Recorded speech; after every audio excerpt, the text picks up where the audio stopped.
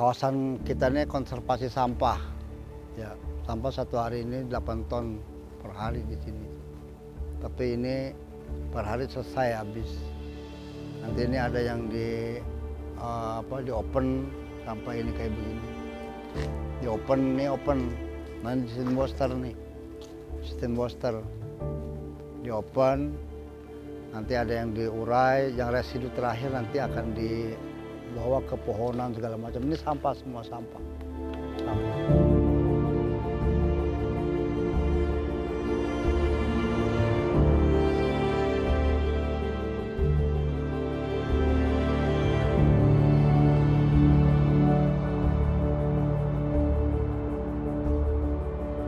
Ini bambunya kita bambu petung, andong, bambunya besar-besar.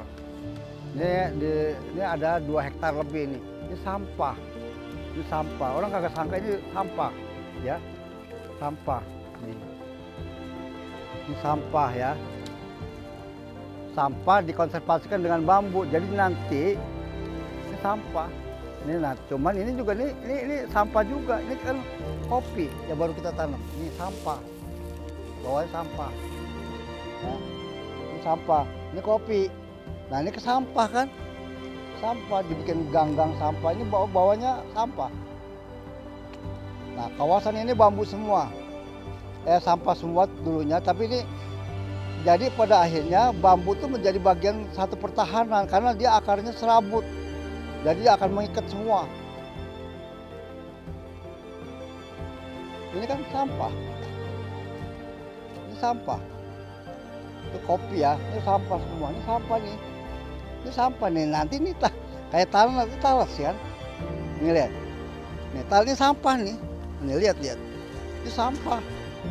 Tapi cara mengkonservasi ini salah satu yang mampu hidup ya talas gini ya, kopi gini.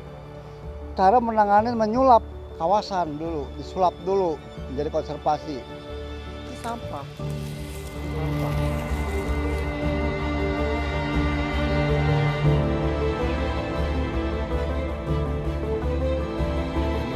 Berapa ribu rumah lah ya,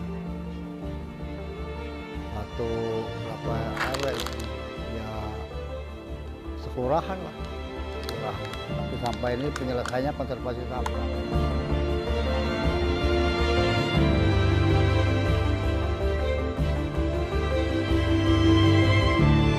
Olahan Oscar ini sudah 20 tahun nih kita caranya begini.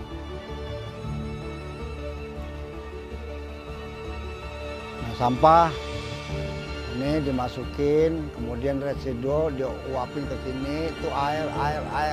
Nah ini sebetulnya ini cara di negara-negara maju kayak di Jerman begini, kayak di Bayer begini. Cuman kalau ini dibarengin dengan kawasan konservasi sampah.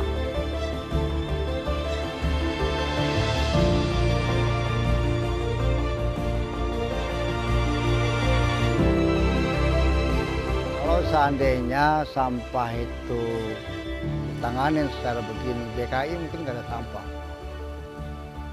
Mungkin caranya sekarang ini membuang sampah kan, bukan mengolah sampah. Nah, sampah itu bukan hanya diproses jadi apa, jadi sampah itu ya diurai lah. Seperti nanti kita lihat ada pohon bambu, itu kawasan sampah. Nanti ada pohon kopi, kawasan sampah. Judulnya ya ini konservasi sampah lah.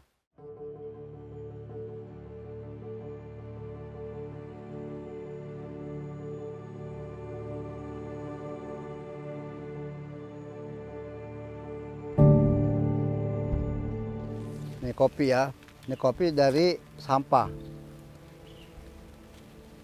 Dasarnya itu sampah kopi ini, ya dasarnya sampah. Ini kopi sehat, kopi sampah organik namanya.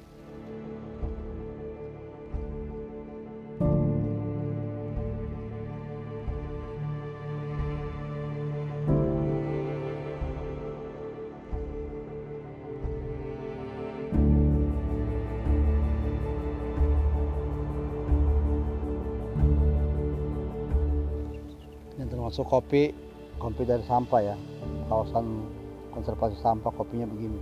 Ini kopi sehat.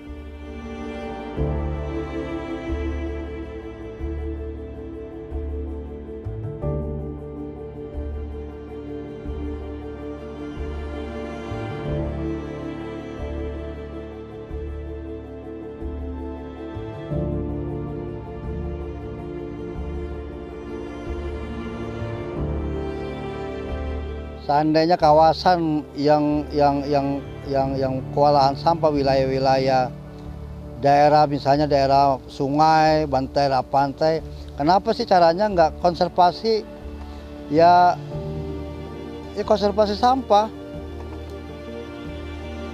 Ini satu contoh bahwa sampah tuh bukan musuh, sebetulnya bisa menjadi bagian, menjadi hutan kawasan.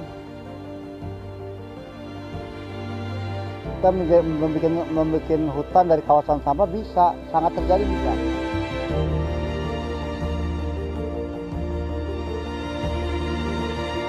Penanganan konservasi sampah bisa yang sungai, bantaran sungai ini bantaran sungai, ya. Tapi bantaran pantai ini bisa menjadi konservasi sampah. Jadi sampah menciptakan hutan kopi, hutan bambu. Ini bagian satu mata rantai tentang penyelesaian sampah. Salah satu cara penyelesaian mata rantai sampah. Mau sebesar apapun teknologi apa, dengan cara konservasi alam lah kita yang lebih berhasil sebetulnya.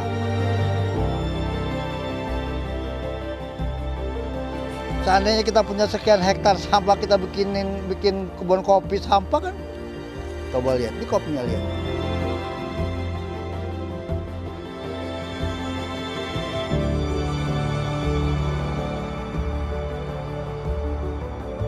Mau berapa hektar sampah kita sulap menjadi kawasan perkebunan kopi.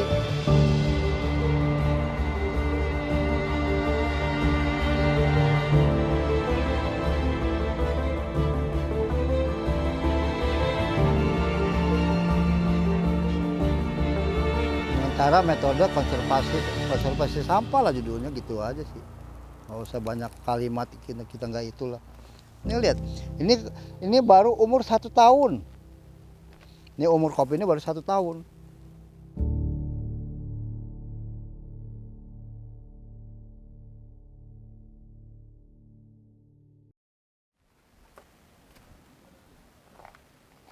Ini hasil pemilahan.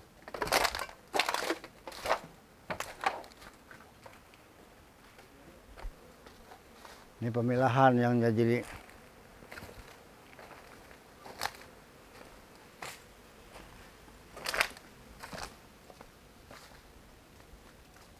nah, ini dapur pengolahan.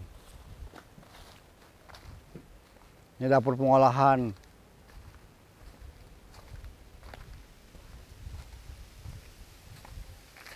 Nah, ini sampah nanti jadi gini. Ini dapur pengolahannya ya. Ini sampah jadi begini.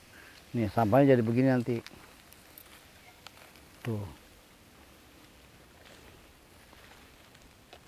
Residu. Nih. Nih, sampahnya dari sini nih. Dari pengolahan sini. Nih. Ini sampahnya jadi begini nih.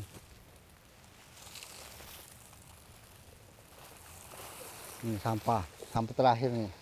Nanti ini jadi pupuk, jadi sayuran, jadi pupuk sayuran, segala macam, kopi segala macam dari sampah ini. Ya, nanti ini ya sampah. Cara ini. Nah, ini cara menguraikan begini nih. Ini air. Jadi dialirin kemari. Jadi udara, cuman ini kawasan harus dihutankan bambu. Ini sampah juga semua.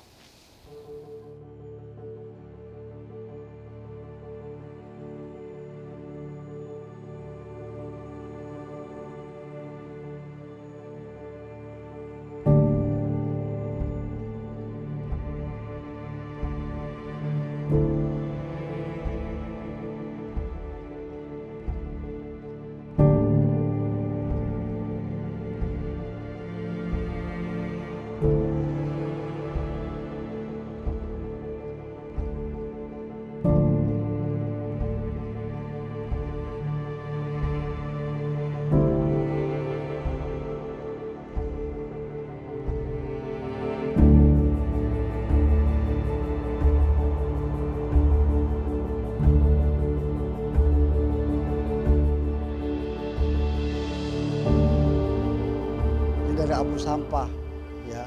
Jadi ini bukannya futsal, ini mini soccer, ini standar pipa.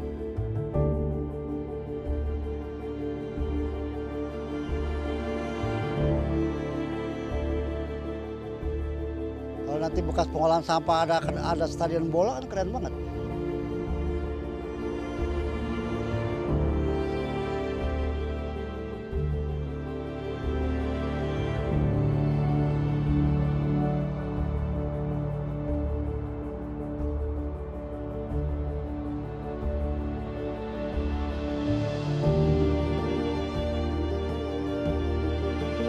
Kita bicara konservasi sampah.